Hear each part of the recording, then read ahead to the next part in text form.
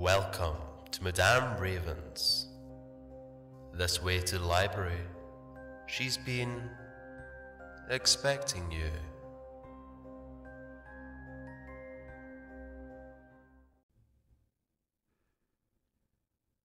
I'm a magician, and I'm on the trail of real magic.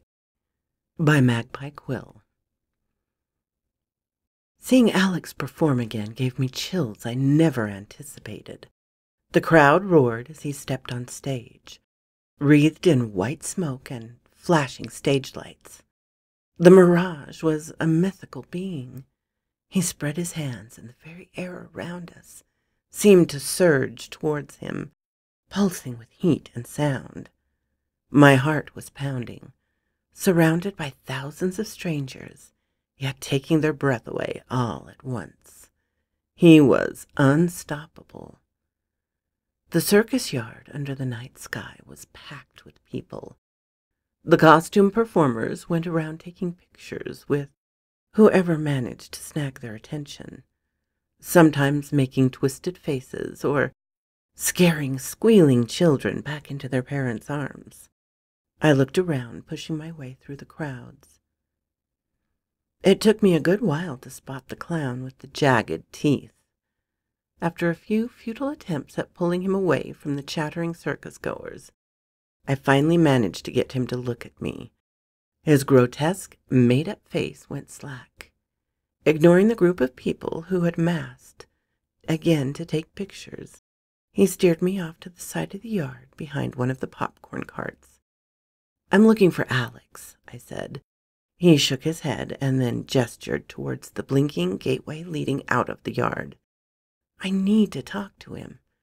He shook his head again, flailing his arms at the exit. "Why won't you let me meet him?" He wiggled his gray spikes of fingers and drew little shapes with his hands, and then pointed at the gate again. I huffed in frustration. "I don't understand." With ridiculously exaggerated strides, he began walking towards the gate. He waved his hand at me and then at himself. "Just speak," I snapped. "I didn't come all the way to China to get mimed away." The clown's shoulders slumped. He walked back to me, this time without the theatrics. His slit lips were pulled taut. His throat above his frilled collar bobbed as he swallowed. Then he drew a half-step closer to me and opened his mouth. Between his jagged plastic teeth, he had no tongue. I gasped. The clown closed his mouth again and pointed towards the exit. What happened to you?" He shook his head. Slowly I looked around the circus yard at the other performers, jumping out at small children and posing for pictures. They only smiled with their teeth closed, and none of them ever spoke. "What happened?" I whispered. "Did Alex do this to you?" The clown didn't respond. His dark eyes glistened in the flickering lights. "Please," I said. My voice came out soft, like I was talking to a wounded animal. "I need to talk to him." The clown shook his head hard, then grabbed me by my shoulders and began to steer me towards the exit. I let him walk me out of the gates and leave me there, because I couldn't think of what I could possibly do to him.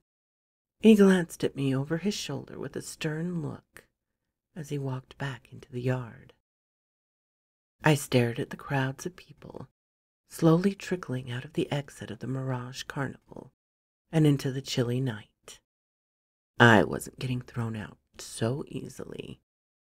I rummaged through the pockets sewn into the lining of my jacket to find a handkerchief, some flash paper and a lighter, a silver confetti wand, and a couple of smoke pellets I used for my stage show. I took the lighter and the smoke pellets, took off my jacket, and hid it in some flowering bushes. Then, shivering in the cool night breeze, I went back into the circus yard. Hiding between the circus-goers as best as I could, I snuck past the first few performers and ducked behind the popcorn cart. The clown with the jagged teeth was taking pictures with a family, paired up with one of the acrobats. He was gesticulating to her as if telling her something. Even as people crowded around him and pulled him into pictures, he kept looking around, making sure I was gone. I lit the smoke pellet and tossed them as close to the group as I dare. As the family walked away and another came up to replace it, I heard the crack of the smoldering pellet being crushed underfoot. A 10-foot-tall plume of white smoke spewed forth, clouding up the hanging lights. People shouted in alarm. I slipped past the crowds and skirted around the edge of the yard, then sprinted around the circus tent to the back. The square black tents were set up behind the big top, just like before. I hastily looked around. From a small black tent tucked into the very back of the yard, a sliver of golden light seeped through a crack in the entrance. I went up to it and pulled aside the black drapes. Sitting there at a small round table surrounded by fairy lights, just like he had weeks ago when I first met him, was Alex.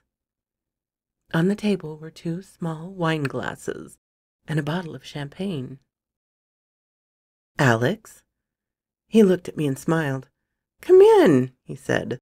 "I've been waiting for you." I stepped into the tent and sat at the table across from him. "You knew I was coming?" "Of course. If not today, it could have been any other day. Why did the clown not want me to see you?" Alex didn't answer. He placed his hand on the bottle of champagne, and the cork came off with a pop. Tiny bubbles climbed up the rose-tinted liquid as he poured my glass and then his own. I swallowed. My tongue felt dry. "What did you do to the performers?" He glanced at me. "Is that your one question?" I pursed my lips. Alex put down the bottle and traced the tip of his index finger along the rim of his glass. "Thank you for coming out here," he said quietly. "You've come a long way. It means a lot to me. You know why I'm here, don't you?" Alex nodded. He raised his glass. "To mysteries and ambitions," he said, "and everything in between." I picked up my glass and touched it to his with a soft clink. For a while we sipped our wine and listened to the muted shouting and laughing from the circus yard. Inside the tent, the air was warm. Finally, I gathered my courage and my thoughts. I opened my mouth and took in a short breath. "Tell me about the Swan Crossing project." Alex didn't say anything.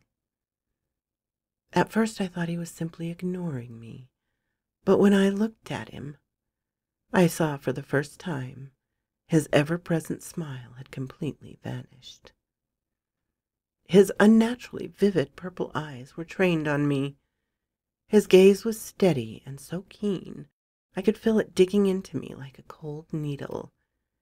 It took all of my willpower not to shrink away. Then he spoke in a low voice. "You have far exceeded my expectations." I fidgeted in my seat. "What does that mean?" "It means it's time." "Time for what?" He sat forward and held my gaze. "For now, you need to leave," he said.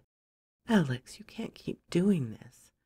"I know, but it's not safe to talk when the NSF knows where I might be. I'll meet you in 2 weeks in the Vegas lounge where Gateway had its party. There I'll tell you everything."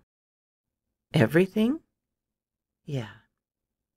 He glanced around. Against all odds, the unbreakable confidence he had on stage was showing its cracks. He looked on edge, afraid even. His apprehension scared me. "I can't talk now because Fantasia is here hunting me," he said. "It's only a matter of time before she finds me. But I promise in 2 weeks, everything." "You promise?" I echoed. "You need to leave, Brian. If you're doing this just to shake me." Alex looked at me. My voice died in my throat along with what little doubt I had. The light in his eyes was shattered. "Go on now," he said. "Please don't let them see you." I stood up and pushed aside the flaps of his tent. Then I glanced back over my shoulders. 2 weeks, I said. He held out his hand and pinched his fingers together, and I felt an electric current go down the back of my skull. Promise. I exited the tent and walked back into the cold outside world, the golden light fading behind me as the flaps settled closed. There was still a sizable crowd around the circus yard. I warily walked around the bulk of the people, doing my best to avoid the eyes of the speechless performers, though I didn't know what difference that made now. A small, tinny hum lingered at the back of my head, like my ears were ringing. A new scent pervaded the air. It smelled like roses. It looked like my vision was tinged with purple, but I couldn't be sure in the flickering colored lights. Among the chatters in a language I didn't understand, one voice came through. I looked in its direction and saw the tall guard from the Vegas Sky High Lounge with the speckled red birthmark on his forehead. He was wearing the same uniform and the same gear, and holding his hand with a mouthful of cotton candy was a boy in a cartoon print hoodie. At the same time as I spotted the guard, he looked my way. His eyes lit up in recognition. "Mr. Herring," he said, "I didn't expect to." His voice faltered mid-sentence and his eyes widened. I inadvertently took half a step back as he started making choking noises deep in his throat. His whole body convulsed, shivering violently. He wrenched his hand out of the boy's grip, drew the pistol from his hip, cocked it, raised it up to his temple, and pulled the trigger. Warm blood turned to mist in the hanging lights. The ringing in my ears vanished as the murmurs of the crowd turned to screams. The scent of blood replaced the roses. The guard crumpled to the ground. The boy with the cotton candy stared down at him, wide-eyed and pale. My trembling legs seemed to move on their own, and before I could say anything, I had slipped through the scrambling crowds and out the exit. So quoth this raven. Thank you all for coming to listen to me and another chapter in this fascinating story. I appreciate you all so much. And a special thanks to my Patreon supporters, Ermin, Darren and Jennifer, Laura, and Charlotte Emerson.